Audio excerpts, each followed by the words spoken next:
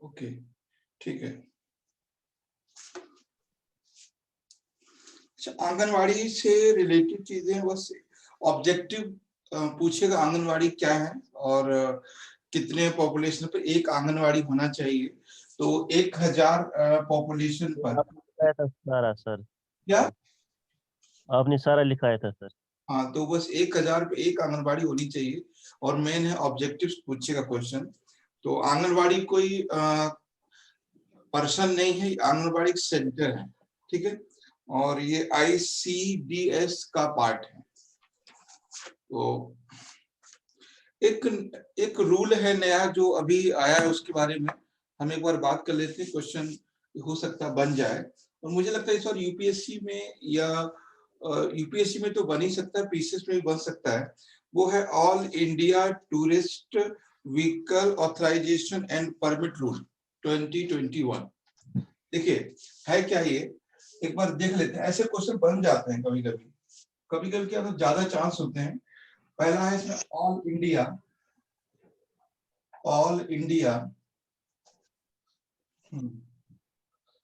All India tourist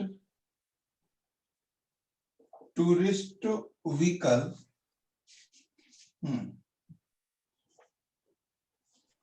vehicles authorisation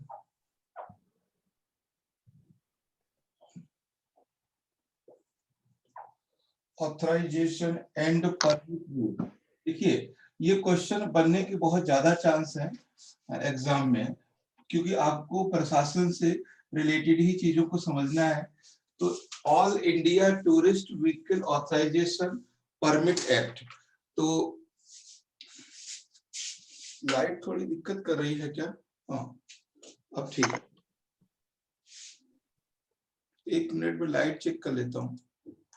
तो पहली बात है कि that is the transport vehicle permit rule. क्या है ये? Transport vehicle permit rule.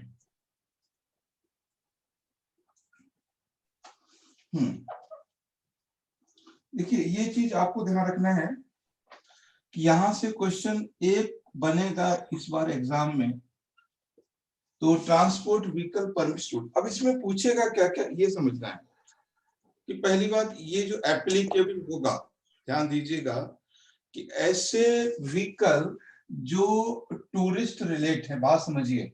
All India tourist vehicle authorisation and permit rule 2021, यानी ऐसे व्हीकल जो टूरिस्ट के लिए है, उनको ऑथराइजेशन विद इन 1 मंथ के अंदर दिया जाएगा। पहले ये लंबा प्रोसेस था, अब ये प्रोसेस किया गया है कि अगर कोई कैंडिडेट ये परमिट मांगता है कि हमें, जैसे मान लीजिए किसी का परमिट है यूपी का या दिल्ली का, तो उसको चाहिए गुजरात का जाने का, या उत्तराखंड का या जम्मू कश्मीर का, और वो अपना व्हीकल टूरिस्ट एक्टिविटी में लगाना चाहता है। उसके लिए जो टाइम पीरियड है वो है मैक्सिमम 30 डेज। तो पहली बात है कि मैक्सिमम 30 डेज के अंदर उसको वो परमिट प्रोवाइड करा दिया जाएगा। कौन सा? In all India tourist sir आ जाएगी, हो सकता है नेटवर्क प्रॉब्लम आपकी। ठीक है, तो all India tourist vehicle authorisation and permit rule 2021, इसमें 30 डेज के अंदर ऑथराइजेशन प्रोवाइड की जाएगी। 30 दिन के अंदर क्वेश्चन ये बनेगा कि कितने दिनों के अंदर, तो 30 दिन के अंदर। अब ये एप्लीकेबल कब होगा इसको समझते हैं। ये एप्लीकेबल होगा 1 अप्रैल 2021 से। ठीक है, ये कब से लागू होगा? अप्रैल 1 2021। ठीक है, 2021 से ये एप्लीकेबल होगा। और ये कभी आपसे क्वेश्चन बन सकता है, और इसका टाइम लिमिट क्या होगा, ये बहुत इंपॉर्टेंट है। टाइम लिमिट, जैसे मान लीजिए कोई कहता है कि हमें, क्योंकि कोई भी व्हीकल सपोज करिए यूपी का व्हीकल गुजरात में जा रहा है और वो उसका परमिट टूरिस्ट का है, तो इसका मतलब ये नहीं है कि वो परमानेंट हो जाएगा। परमानेंट नहीं होगा। उसका जो पहला परमिट होगा that will B for the 3 month. है ना, that may be updated till the 3 year. तो ये ध्यान रखना है कि कोई भी परमिट पहली बार परमिट 3 मंथ का मिलेगा, and that 3 month up to 3 year. Okay, तो ये ध्यान रखना है कि उसको 3 महीने का फर्स्ट टाइम दिया जाएगा और उसको बढ़ा के 3 साल तक दिया जा सकता है। तो क्वेश्चन सिंपल सा ये है कि ये जो ऑथराइजेशन है, पहली बात तो आप इससे पता चलता है कि जो ट्रांसपोर्ट रूल एंड रेगुलेशन क्या है।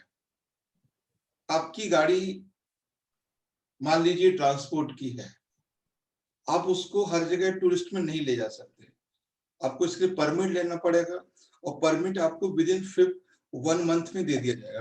That is a maximum time period, और you will be permitted for the 3 month first time, and that may be updated till the 3 year. Okay, ये 3 साल तक के लिए अपडेट होगा, अनलिमिटेड नहीं है। 3 साल के बाद फिर से आपको अप्लाई करना पड़ेगा। मेरी बात समझ रहे हैं? फिर से आपको अप्लाई करना पड़ेगा। मान लीजिए आपने 2021 में लिया और 2024 में 25 में आपको फिर से गुजरात जाना है या राजस्थान जाना है, किसी भी लोकेशन में जाना है टूरिस्ट के पर्पज से, तो आपको फिर से लेना पड़ेगा। ठीक है, अगर हम अपनी गाड़ी लेकर जा रहे हैं, मेरी बात समझिए, क्वेश्चन क्या घुमाएगा आपको। अगर हम अपनी गाड़ी लेकर जा रहे हैं, उसमें हमारी फैमिली है, तो उसके लिए परमिट की जरूरत नहीं है। मेरी बात समझ रहे हैं? अगर हम कोई ऐसा व्हीकल लेके जा रहे हैं जो कॉमर्शियल पर्पज से है, that is related to the transport vehicle rule, ये ध्यान रखना है। अगर हमारी अपनी गाड़ी है, अपनी फैमिली है आपकी, तो आपको कोई लेने की जरूरत नहीं है। ठीक है, तो ये चीज है। तो आप लोग डिवाइस की आवाज अपने से ही बंद रखिए, ठीक है। तो ये है। तो अब इसका ऑब्जेक्टिव क्या है, सीधे सीधे बात करते हैं ऑब्जेक्टिव्स। देखो क्या होता है ना, किसी भी टॉपिक में आपको खुद समझ में आएगा कहाँ का घुमा सकता है वो। आपको सीधे समझ में आ रहा होगा आपको, एक तो ये घुमा सकता है कि जो लेटेस्ट परमिट है वो उसका नाम क्या है। तो ट्रांसपोर्ट व्हीकल रूल 2021, 2020 नहीं है, ये 2021 है। पहली बात तो पहला तो यहां से घुमा सकता है, आपको कंफ्यूज कर सकता है क्वेश्चन में। सेकंड कर सकता है that will be provided maximum 3 days, maximum 3 month, maximum 15 days, maximum 1 month, तो मैक्सिमम 1 month। दूसरा होगा कि the rule will be applicated from December 2021 या जनवरी 2021 या 1 अप्रैल 2021, तो यहां से भी आपको घुमा सकता है। और सीधे ये कह सकता है ऑल व्हीकल, ध्यान रखना, all vehicle for the tourist place will be under this rule. तो ये सेंटेंस गलत हो जाएगा, सभी व्हीकल नहीं होंगे। जो ट्रांसपोर्ट व्हीकल है उनकी बात करें, आपकी अपनी खुद की गाड़ी है तो वो ट्रांसपोर्ट में व्हीकल में नहीं आती है, वो आपकी पर्सनल यूज के लिए है, तो वो उसके लिए परमिट की जरूरत नहीं है। बाकी जो चीजें हैं, लाइसेंस है, डीएल वगैरह, जो भी चीजें होती है रेगुलेशन की, वो आपको फॉलो करनी पड़ेगी, लेकिन आपको अलग से ऑथराइजेशन लेने की जरूरत नहीं है। और इसका ऑब्जेक्टिव है, क्या है इसमें ऑब्जेक्टिव। देखो पहले क्या होता था कि अगर कोई व्यक्ति राजस्थान से उत्तराखंड जाना चाह रहा है, या दिल्ली से हम लोग उत्तराखंड या जम्मू कश्मीर जाना चाह रहे हैं फॉर टूरिज्म पर्पस, तो इसमें क्या होता था कि जो गाड़ी ले जाते थे उसमें बहुत सारी प्रॉब्लम आती थी। वो गाड़ी वहां पे पकड़ ली जाती थी, भाई तुम किस परमिशन से आए, और जो परमिशन का प्रोसेस था वो भी बहुत काफी काफी लंबा था। तो इससे क्या होता था कि लोग टूरिस्ट प्लेस पर ट्रांसपोर्टेशन करने में थोड़ा सा हिचकिचाते थे, बोलते नहीं यार ये ठीक नहीं है, बहुत झमेले वाला काम है। तो अब क्या हुआ, तो promote tourism in India and the get revenue from tourism. ठीक है, तो समझ गए होंगे आपका क्या है, प्रमोट, क्या करना है, प्रमोट टूरिज्म इन इंडिया। ठीक है, टूरिज्म इन इंडिया, तो लिख सकते हैं to promote tourism in India and Bharat में पर्यटन को बढ़ावा देना and get revenue from tourism यानी पर्यटन से रेवेन्यू को प्राप्त करना, राजस्व को प्राप्त करना। एक तरह से ये इकोनॉमिकल फैक्टर है। ठीक, तो आई थिंक सारी बातें क्लियर होंगी। कोई बता दे अगर किसी को कोई डाउट हुआ यहाँ तो।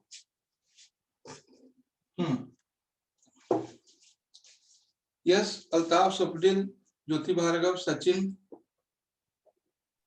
क्लियर है सर। क्लियर है सर। ठीक है, तो ये चीजें हैं और इसको बस लिख लेना जैसे भी समझ में आए। और क्वेश्चन यहीं से बनेगा 3 month 3 year।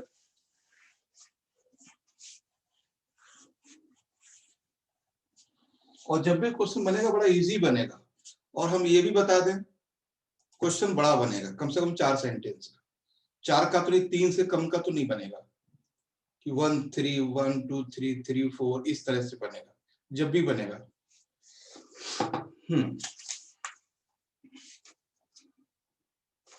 एक टॉपिक है इसमें काफी बात हो रही है कि अच्छा बता सकते हैं कि ये जो आजादी का महोत्सव, आजादी अमृत महोत्सव, ये कब शुरू हुआ है?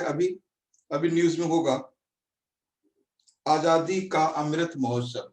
तो वैसे हम इस पे बात कर चुके, थोड़ी सी बात अलग से करेंगे इसमें। आजादी का अमृत महोत्सव, अमृत महोत्सव,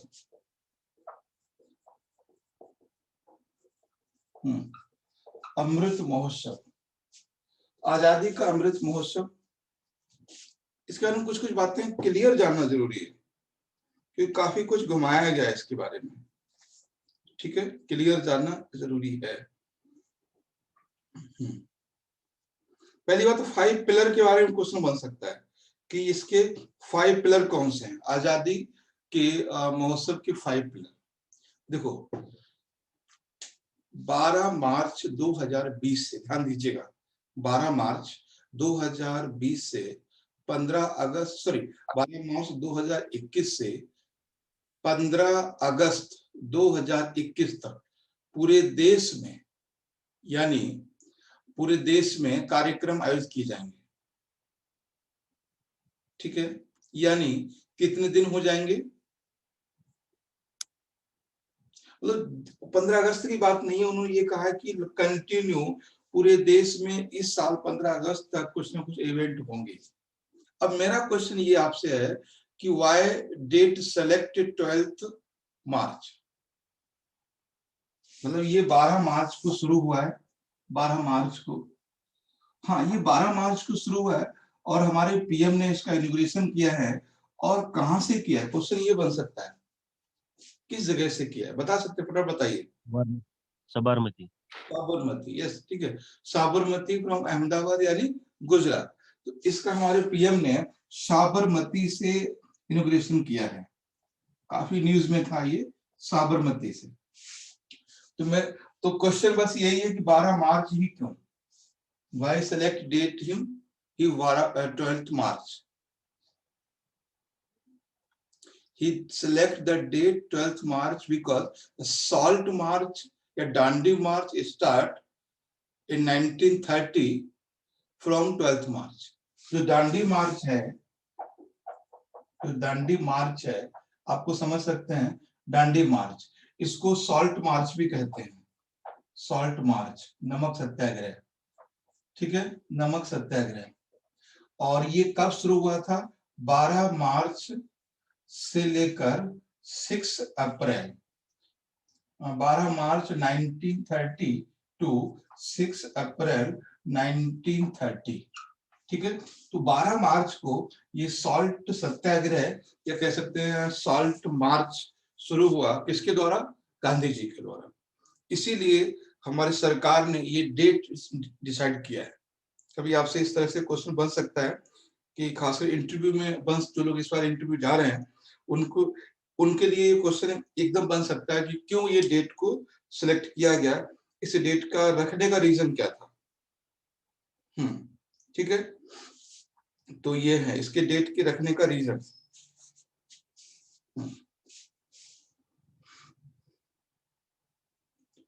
अब सीधी सी बात आती है कि एक तो बहुत बड़ा बड़ा सी बात कर लेते हैं सीधे कि ये भारत की आजादी के 75 ईयर है, हो रहे हैं इस बार, तो इसलिए उसको पूरे देश में मनाया जा रहा है।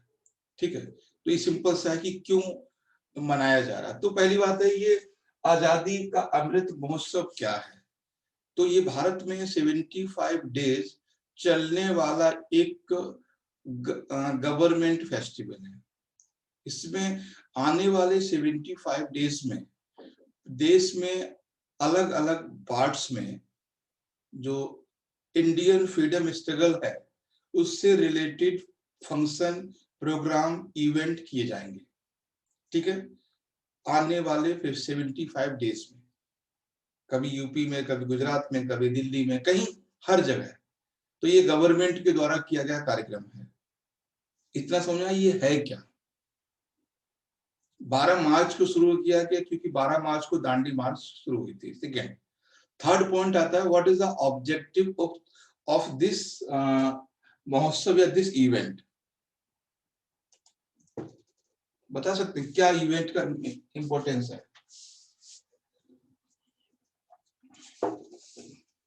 Celebrate 75 years of India. वो तो ठीक है, और भी कुछ होगा।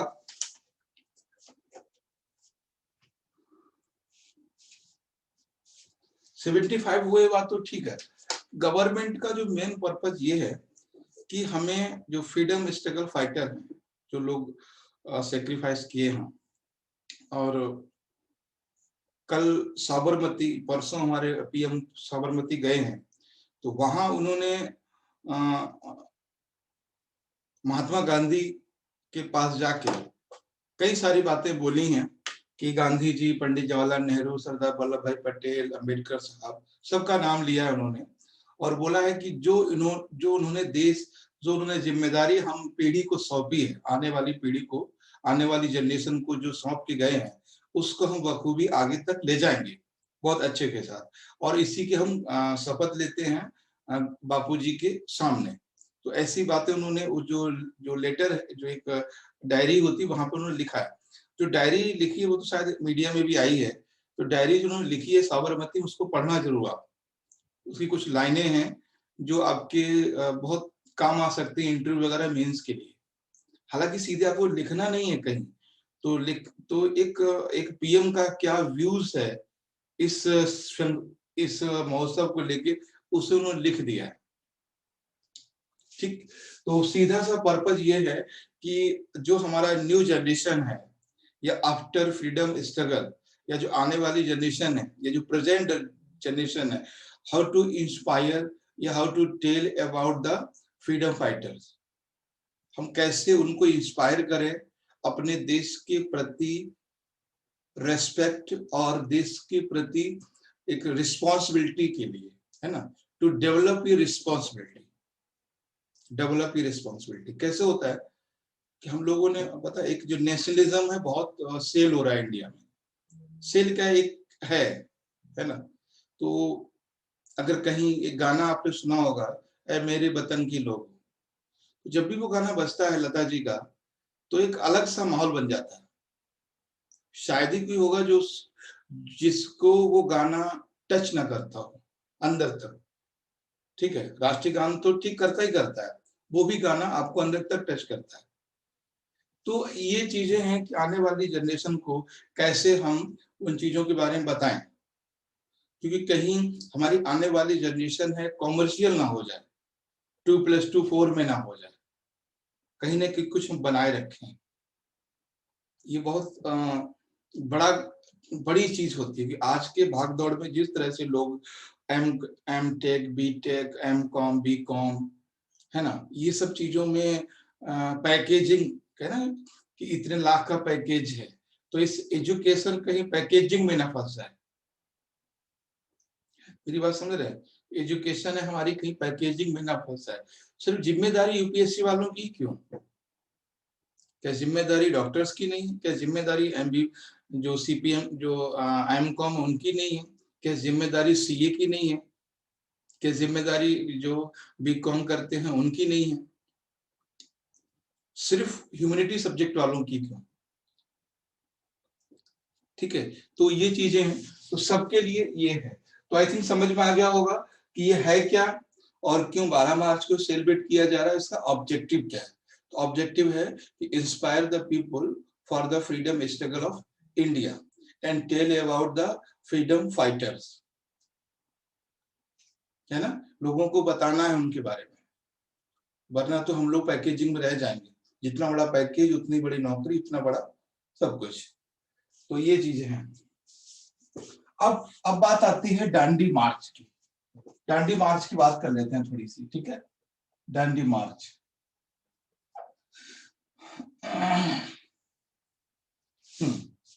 बताएं। Dandi march is known as a salt march, salt satyagraha, okay, it's known as a salt satyagraha, salt satyagraha, salt satyagraha. तो ये नमक सत्याग्रह के बारे में नमक सत्याग्रह के रूप में जाना जाता है। वो सिंपल सा है कि क्यों ये हुआ, है ना, क्यों ये हुआ। देखिए, 2-3 ऐसे कंफ्यूजिंग पॉइंट हैं जिनको समझना है, जो गांधी से रिलेटेड है। पहला है रॉलेट एक्ट, सेकंड है नॉन कॉपरेशन मूवमेंट। गांधी से बात कर रहा हूं, समझ रही है आप कंफ्यूजन कैसे होता है। यूपीएससी भी हो गया, आप तो क्या हो, पता है आपको यूपीएससी बारे में इस बार क्या हुआ था? उन्होंने, यूपीएससी ने सिविल डिसओबीडिएंट मूवमेंट को असहयोग आंदोलन लिख दिया, याद होगा, इस बार के पेपर में था। तो आप तो फिर, है ना, हार मार के पुतले हो, है ना, गलतियों के ढेरे। यूपीएससी गलती कर सकता है, इस बार देखना। और हमने भी डाला था सबसे मतलब देखा मैंने क्लिक कर डाला था उसको कि कैसे गलती की है। इंग्लिश में लिखा हुआ है सिविल डिसओबीडियंस, मतलब सविनय अवज्ञा आंदोलन, हिंदी है, लेकिन यूपीएससी ने क्या हिंदी लिखी है, असहयोग आंदोलन। तो रॉलेट एक्ट की बारे में बात करेंगे। गांधी जी में जो चेंजेस आया है वो रॉलेट एक्ट से आया है।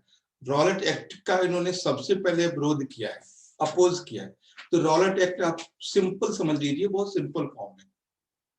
रॉलेट एक्ट का मतलब ये था कि गवर्नमेंट ऑफ ब्रिटिशर्स यानी ईस्ट इंडिया कंपनी में arrest a person without any judicially permission. एक सिंपल लाइन में समझिए, what is the Rowlatt act.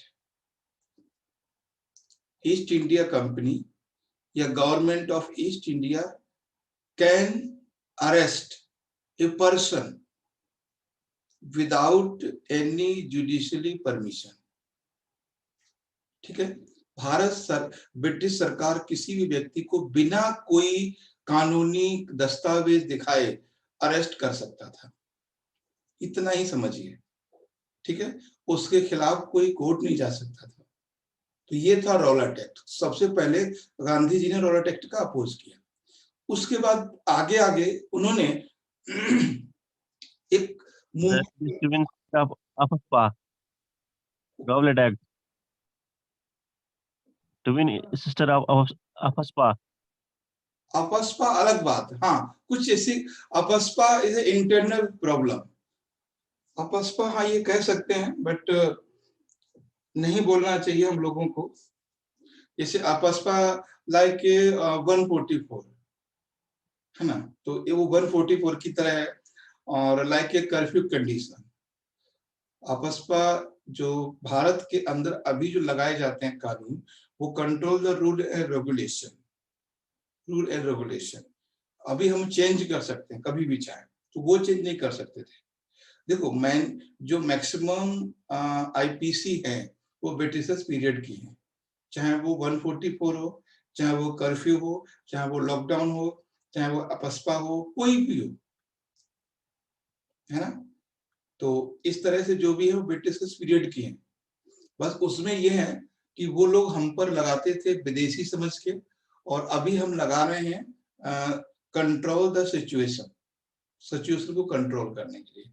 तो पहली बात रॉलेट एक्ट, दूसरा है दूसरा इसमें नॉन कॉपरेशन मूवमेंट, असहयोग आंदोलन। एक लाइन समझ लीजिए, what is the non cooperation movement. Gandhi ji ने भारत के लोगों से ये आग्रह किया था या ये एडवाइस किया था कि not to cooperate the Britishers. As a student, as a lawyer, as a जज, as a army officer, as a police, किसी भी तरह से भारतीयों को अंग्रेजों का सहयोग नहीं करना है, ठीक है, किसी भी तरह से। तो और जो दांडी मार्च हुआ है, वो दांडी मार्च क्या था, उसको बहुत सिंपल फॉर्म समझिए। दांडी मार्च में ये था कि भारतीय लोग नमक नहीं बना सकते। Britishers pass A order, Britishers and east India company pass A order that Indian can not make the salt in coastal region. कहीं भी उनको अगर वो बनाते हैं तो उनको 100% टैक्स देना पड़ेगा, 50 to 100%। तो गांधी जी ने बोला कि नहीं, ये तो गलत है। तो गांधी जी ने जो सॉल्ट मार्च या दांडी मार्च है, ये शुरू किया था 12 मार्च को, ठीक है, 12 मार्च 1930। कहां से? Sabarmati to Dandi. Okay, Sabarmati to Dandi. Where is the Dandi? बता सकते हैं दांडी कहाँ है? दांडी किस राज्य में? क्या बात है, गुजरात में। साबरमती से गुजरात तक का सफर गांधी जी ने पैदल तय किया था, और उनके साथ में साबरमती गुजरात में है और दांडी भी गुजरात में है, लेकिन दोनों की लोकेशन में लगभग 365 या 376 का ऐसा कुछ डिफरेंस है। तो दांडी अहमदाबाद, दांडी कोस्टल एरिया में है, ठीक है। तो ये भी गुजरात में, ये भी गुजरात। और गड्डा, और ये 12 मार्च से चले थे और ये 6 अप्रैल को यहाँ पहुंचे थे, 1930 को 6 अप्रैल को पहुंचे थे विद 78 फॉलोअर, है ना, 78 फॉलोअर, यानी 78 फॉलोअर थे इनके साथ, 78 लोग इनके साथ गए थे और नमक बनाया, उन्होंने नमक तोड़ा। तो ये था दांडी मार्च या सॉल्ट सत्याग्रह। अब ध्यान रखना, आफ्टर दांडी मार्च ही start the civil disobedience movement, है ना, सविनय अवज्ञा आंदोलन, civil disobedience movement, civil disobedience movement यानी सविनय अवज्ञा आंदोलन। अवज्ञा, इस बार इससे क्वेश्चन पूछा था यूपीएससी ने, सविनय अवज्ञा आंदोलन। That was the first movement the participate the female in India. Okay, ये पहला शायद हो सकता है, ये सेंटेंस यूपीएससी में दिया हुआ है, so देखना इस बार के पेपर में 2020 वाले में यूपीएससी में, the first movement in India where the women participate, जहां पर वुमेन ने पार्टिसिपेट किया, ठीक है, सविनय अवज्ञा आंदोलन में। और इसमें सभी लोगों ने सपोर्ट किया था, सभी लोगों ने काम किया था। तो और सविनय, खैर हिस्ट्री में हम लोग नहीं जाएंगे ज्यादा, तो इतना समझ लीजिए कि 12 मार्च को करने का क्या मतलब है। हिस्ट्री तो बहुत बड़ी चीज है, तो इसको हम लोग कभी फिर देखेंगे और आप लोग खुद से देख सकते हैं, नाम से ही क्लियर है। यानी हम आपका रेस्पेक्ट के साथ हम आपका काम नहीं करना चाहते, हम आपको गाली नहीं दे रहे हैं, कुछ भी नहीं कर रहे हैं, लेकिन हमें आपका काम अब ससम्मान नहीं करना है। It is a civil disobedient movement started by Mahatma Gandhi. तो ये था आपका यहाँ तक। तो जो जब बात चलेगी, ध्यान रखना, जब बात निकलेगी कहां से, आजादी का अमृत महोत्सव थे, ध्यान समझिएगा, तो बात पहुंचेगी गांधी जी तक। तो गांधी जी तक बात पहुंचेगी तो बात अफ्रीका तक पहुंच सकती है, बात 1915 तक पहुंच सकती है, बात रॉलेट एक्ट तक आ सकती है, बात चंपारण तक आ सकती है ना, बात खेड़ा मूवमेंट तक आ सकती है। बात असहयोग आंदोलन, गांधी जी का मतलब समझ रहे हो आप, पूरा इंडियन फ्रीडम स्ट्रगल आ सकता है, क्योंकि ये काम ही कर रहे हैं कि ये 75 साल मना रहे हैं इंडियन फ्रीडम स्ट्रगल के। तो इस बार यूपीएससी में या किसी भी स्टेट में इंडियन फ्रीडम स्ट्रगल से बहुत सारे क्वेश्चन आने वाले हैं, और focus specially Mahatma Gandhi, achievement of Mahatma Gandhi, क्योंकि उन्होंने डेट सेलेक्ट की है ना 12 मार्च, ये बहुत कुछ शो करती है 12 मार्च।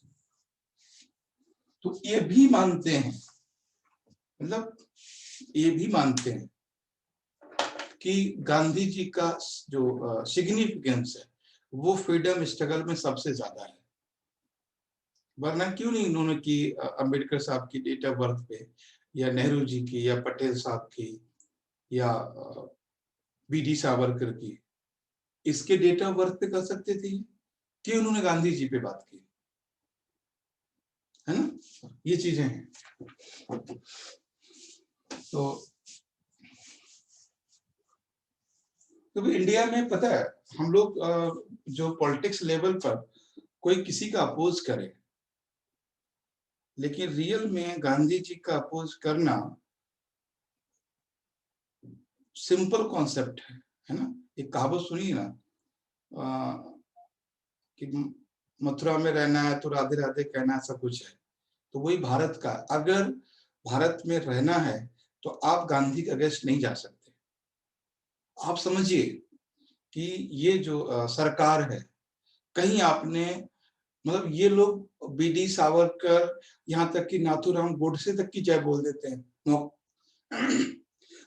आपने देखा होगा, इनके प्रवक्ताओं को आपने देखा होगा, पार्टीज में, फंक्शंस में, ये जो भी डिस्कस होते हैं, तो ये लोग नाथूराम गोडसे की जय बोल देते हैं, नाथूराम जी बोल देते हैं। इनको मतलब देखा, आप सब जानते हैं।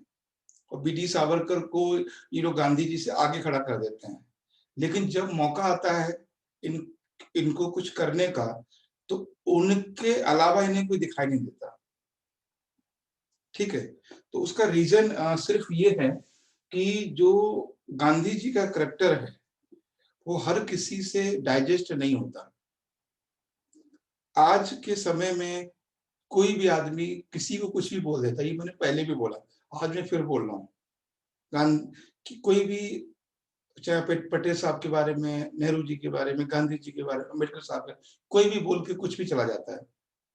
ये वो इंसान है, पटेल साहब भी नाराज थे इनसे, अम्बेडकर साहब भी नाराज थे इनसे, नेहरू जी भी नाराज थे इनसे, यहाँ तक कि जिन्ना साहब भी नाराज थे इनसे। ठीक है, फिर भी इन्होंने एक सेंटेंस किसी के खिलाफ नहीं बोला, किसी के खिलाफ, है ना? किसी के खिलाफ, मतलब हम लड़ रहे थे अंग्रेजों से, गांधी जी लड़ रहे थे अंग्रेजों से, अंबेडकर साहब लड़ रहे थे गांधी जी से। बात समझ रहे हैं आप? गांधी जी लड़ रहे थे अंग्रेजों से, अंबेडकर साहब लड़ रहे थे गांधी जी से, फिर भी उन्होंने एक शब्द गांधी जी को नहीं बोला। गांधी जी ने अंबेडकर साहब को कुछ नहीं बोला।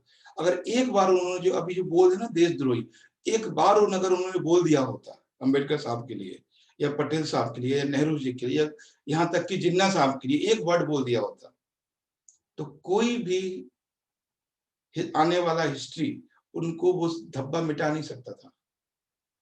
तो ये इसलिए बहुत सारी बातें हैं जो उनको अलग बना देती हैं बाकी लोगों से। तो खैर जो भी है, आपको सरकार ऐसा क्यों करती है तो कभी कभी रियलाइज करना चाहिए।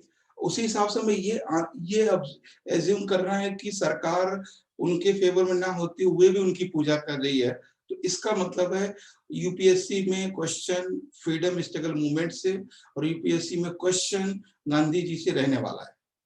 तो मेन हमारा मोटो घुमाने का सिर्फ ये था, बाकी कोई रहना नहीं है। हमें बस इतना समझना है यूपीएससी में हमारा क्वेश्चन कैसे सॉल्व हो, बस। ठीक है, बाकी जिसका जो भी हो। तो ये क्वेश्चन बन सकता है, व्हाई डेट 12 मार्च अमृत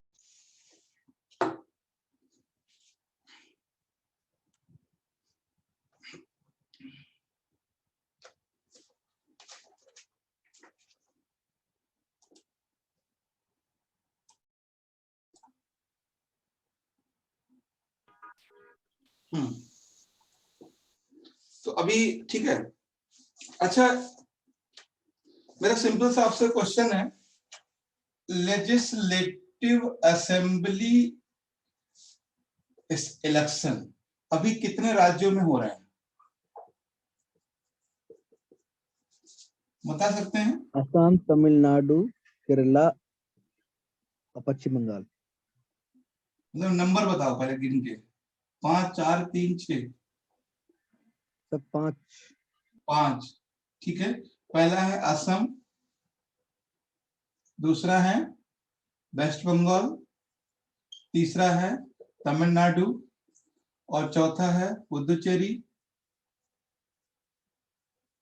और एक और। केरला।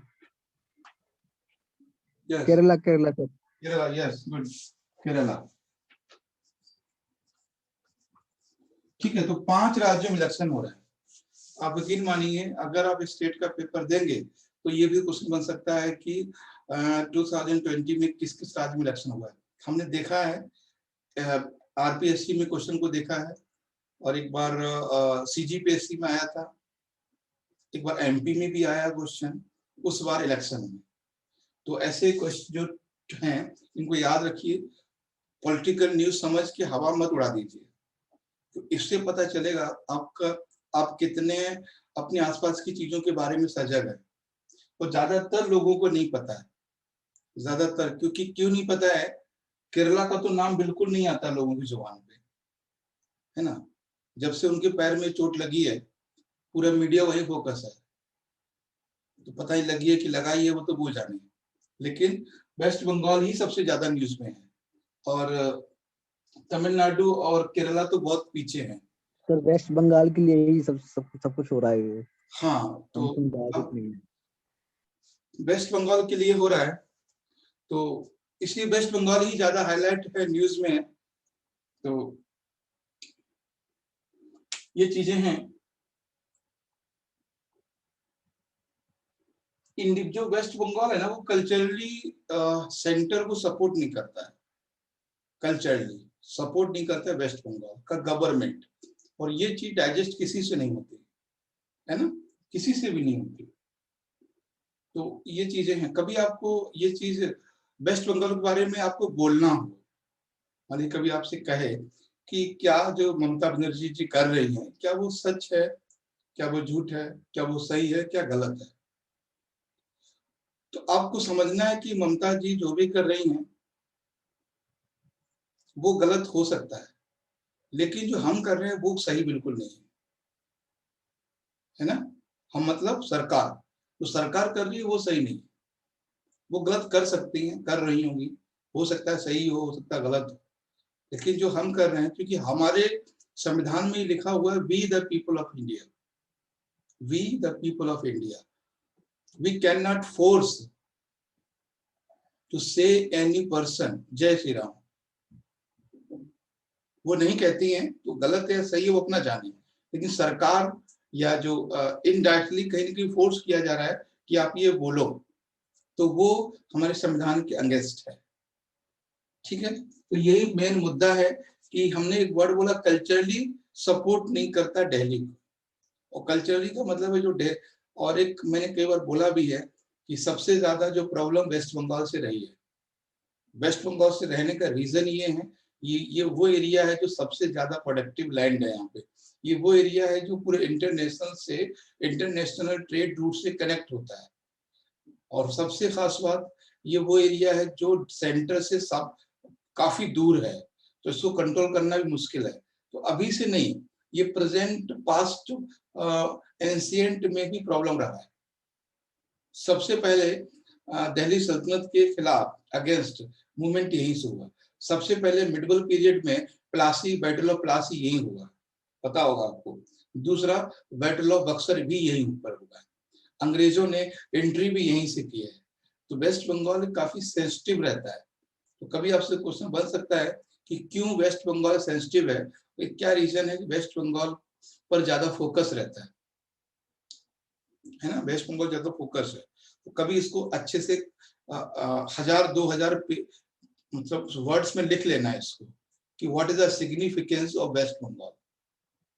दो मेन पॉइंट है यहाँ पे, 3 पॉइंट। पहला कि उसकी नेचुरल फर्टिलिटी इन सॉइल, प्राकृतिक मृदा वहां पर उपजाऊ है, पहला पॉइंट। ठीक है, सबसे ज्यादा चावल वही होता है। दूसरा पॉइंट है connectivity of world with world. अब आप बोलो कनेक्टिविटी तो तमिलनाडु की भी हो सकती है, उसी की क्यों? तो इसकी दो तरफ से कनेक्टिविटी है, चाइना से भी है और सी रूट से भी है, पहले। Second reason. Third reason, distance from the central power, और सेंट्रल पावर से काफी दूर है, तो यहाँ से काफी दूर है, तो ये लोग कुछ भी करते हैं तो यहाँ से कंट्रोल कर पाना एकदम मुश्किल, आसान नहीं होता। ठीक है, तो ये चीजें हैं वेस्ट बंगाल के लेके, कभी ये क्वेश्चन बन सकता है आपको। और इस बार वेस्ट बंगाल है, तो अब देखो कैसे आपको यूपीएससी समझना है। अगर वेस्ट बंगाल न्यूज में है तो प्लासी से क्वेश्चन हो सकता है, बिल्कुल, इसको नोट कर लीजिए, पढ़ लीजिए। बक्सर से क्वेश्चन हो सकता है, ब्लैक होल एक्सीडेंट जो हुआ है उससे क्वेश्चन बन सकता है। ठीक है, क्वेश्चन वहां से बन सकता है, सुंदरबन से क्वेश्चन बन सकता है, ज्योग्राफिकल लोकेशन से क्वेश्चन बन सकता है, आर.एन. टैगोर से क्वेश्चन बन सकता है। ये मैं तब बता रहा हूँ, मैंने महसूस किया है इस चीज को। जो चीजें न्यूज में रही है वहां से कुछ ना कुछ यूपीएससी ने पूछा जरूर है, और आप पे डिपेंड करता है कि जो चीजें न्यूज में है उसके बारे में आप जानना कैसे। आर.एन. टैगोर की बात करें, चाहे सुभाष चंद्र बोस की बात करें, चाहे अमर्त्य सेन की बात करें, बहुत ज्यादा डिफरेंस नहीं है हम लोगों में। चाहे वो सुंदरबन की बात करें, चाहे वो जूट की बात करें, चाहे वो चावल की बात करें, समझ रहे मेरी बात? चाहे वो कम्युनिस्ट पार्टी की बात करें, चाहे चाहे तो सिराजुद्दौला की बात करें। हमने आपसे अभी जस्ट 2 मिनट पहले बोला था 1000-2000 शब्द लिख लेना। 1000-2000 शब्द का मतलब यही है, आप सब कुछ आ जाएगा उसमें। और इतना यकीन मानिए कि 2 से 3 क्वेश्चन यहाँ से मिलेंगे। ठीक है, तो ये है। अब इलेक्शन, लेजिस्लेटिव इलेक्शन जो है, क्या बोलते हैं इसको हिंदी में? विधानसभा चुनाव। ठीक है, विधानसभा चुनाव, विधानसभा चुनाव, बहुत सारी बातें हो रही हैं। तो अब इलेक्शन कमीशन के बारे में क्वेश्चन बन सकता है, इलेक्शन कमीशन ऑफ इंडिया और स्टेट इलेक्शन कमीशन, दो से क्वेश्चन बन सकता है। ठीक है, election commission of India and state election commission. अच्छा, कल के द हिंदू में है, मतलब ट्विटर की न्यूज है द हिंदू की। कल द हिंदू में किसी ने, मतलब द हिंदू में नहीं, सुप्रीम कोर्ट ने, किसी ने PIL फाइल किया। ध्यान समझिएगा इस चीज को, कैसे क्वेश्चन बनेगा इसको। कल द सुप्रीम कोर्ट में किसी ने PIL फाइल किया है, और PIL को कंसीडर करते हुए सुप्रीम कोर्ट ने election of commission of India and government of India को नोटिस दिया है। वो PIL क्या है वो सुनिए। PIL ये है कि अगर मान लीजिए किसी भी कैंडिडेट को, अगर मान लीजिए एक कैंडिडेट है, ये इलेक्शन लड़ रहा है, इसको मान लीजिए 50,000 वोट मिले। ठीक है, इसको जो है टोटल 50,000 वोट मिले टोटल। ठीक है, PIL फाइल ये किया हुआ, जो कैंडिडेट जीतने वाला है उससे ज्यादा, यानी अगर 51,000 उस पोलिंग पर नोटा का यूज हुआ है, ठीक है, तो उसका इलेक्शन को रद्द किया जाना चाहिए, डिसमिस किया जाना चाहिए। ये कल का न्यूज है, कल सुप्रीम कोर्ट ने बोला। तो बोला तो PIL किसी और ने फाइल किया है। ये बोला कि अगर किसी भी कंस्टिट्यूंसी में, किसी भी निर्वाचन क्षेत्र में जो कैंडिडेट जीतता है उससे ज्यादा अगर नोटा के वोट पड़ते हैं तो उस कंस्टिट्यूंसी का इलेक्शन को डिस्क्वालीफाई किया जाना चाहिए। और सुनिए बात, जो कैंडिडेट, सर हाँ जी, नोटा क्या? नोटा का मतलब है, सर नोटा, हाँ ठीक है सुन लीजिए। नोटा क्या है कि जब हम वोट करने जाते हैं तो वोटिंग मशीन में ऑप्शन होता है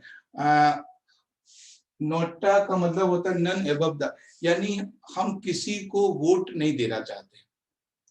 जैसे वोटिंग मशीन होती है ना, उसमें ऑप्शन होता है नोटा, ठीक है। ये शायद 2010 या 11 में आया है इलेक्शन कमीशन में, और इसका मतलब है कि जितने भी कैंडिडेट हैं हम उनमें से किसी को लाइक नहीं करते हैं, वो वोट हमारा नोटा में जाएगा, मतलब जितने भी कैंडिडेट हैं।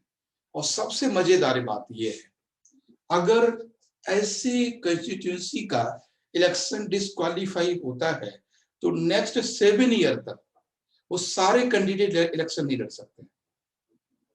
मान लीजिए कि एक कोई एरिया, सपोज कीजिए हम बात करते हैं चांदनी चौक की, ठीक है, चांदनी चौक है दिल्ली में, अगर यहाँ से कोई कैंडिडेट लड़ रहे हैं और कैंडिडेट लड़ रहे हैं मान लीजिए 7, ठीक है, और यहाँ के इस नोटा के वजह से यहाँ का इलेक्शन डिस्क्वालीफाई होता है, तो ये सातों कैंडिडेट, 7 या 8 जो भी मान लीजिए 5 लड़ रहे हैं, तो 5 कैंडिडेट 7 ईयर तक डिस्क्वालीफाई रहेंगे इलेक्शन लड़ने से।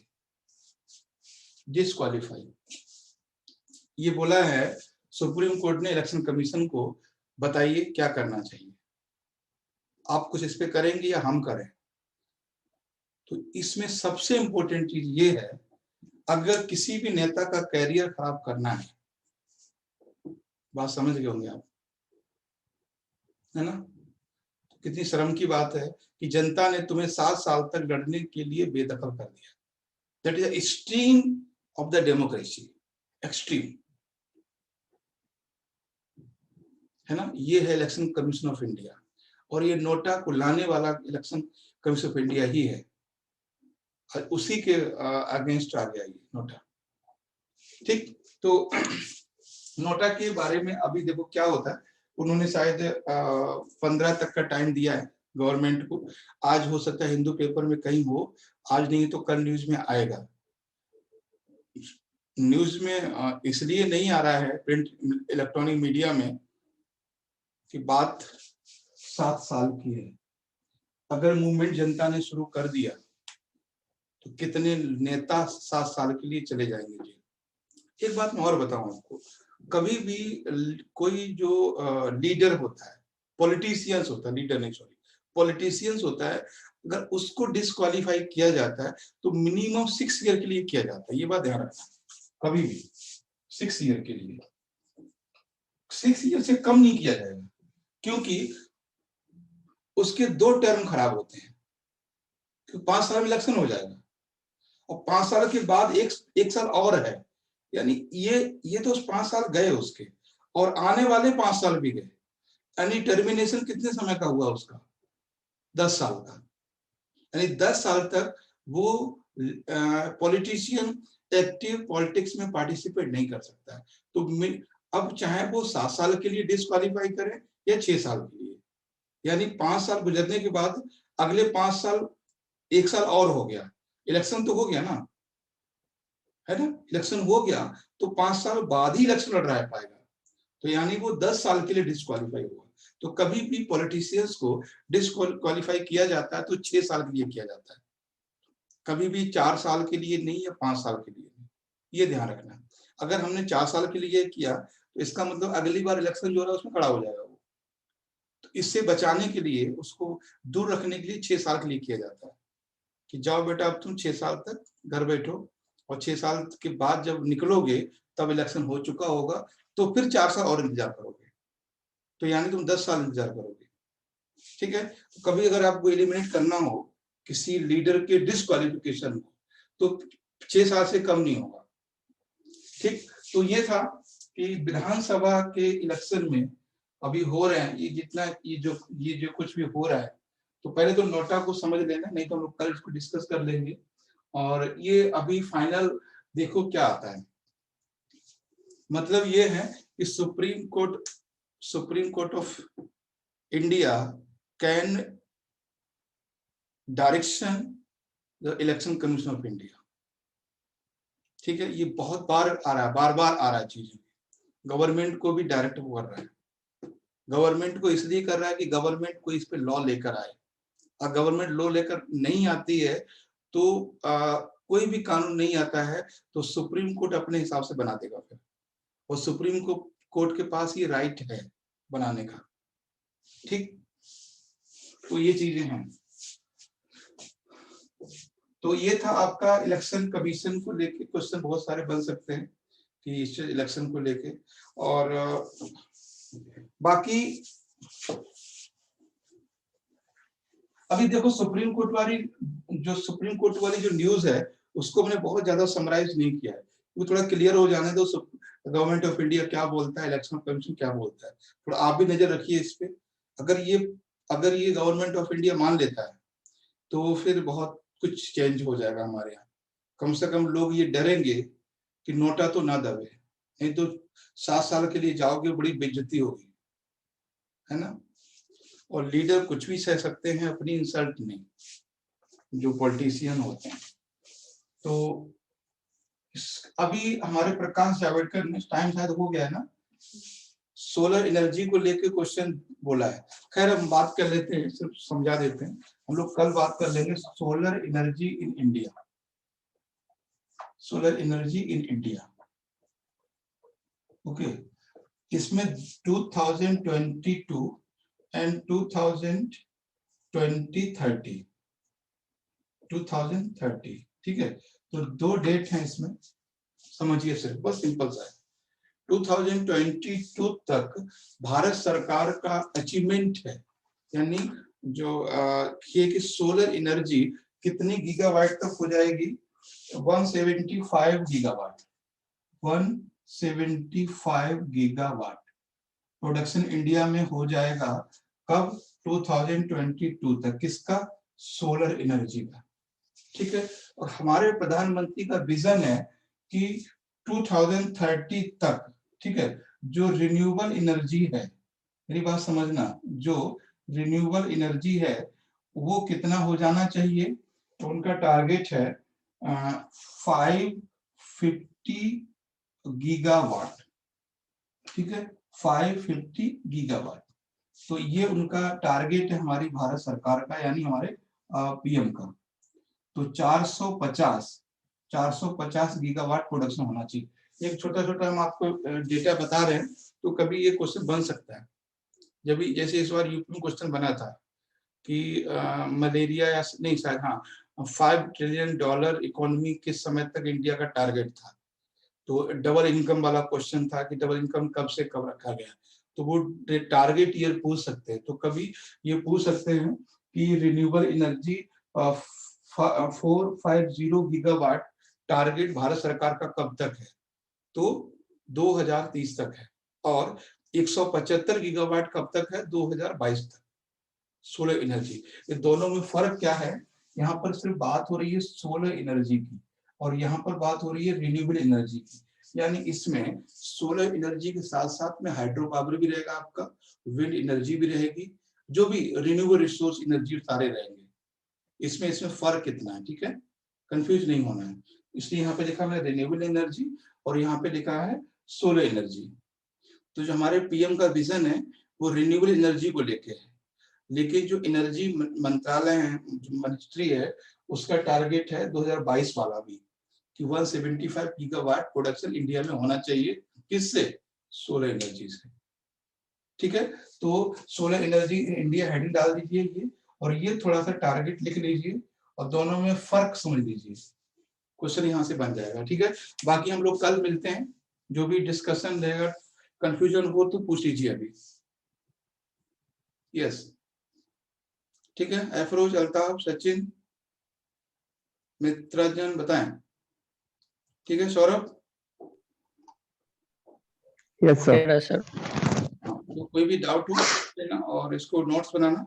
आज बहुत सारा मैंने बताया है जो आपको नोट करना है, खासकर आजादी के महोत्सव वाला टॉपिक है, उसमें बहुत सारे पॉइंट हैं, एक अलग से उसको नोट्स बनाइए, और ये कहानी चलेगी लंबी, क्योंकि 2022-23 तक ये रहेगा सारा कुछ न्यूज में, ठीक है। तो हम लोग मिलते हैं 9 बजे जीएस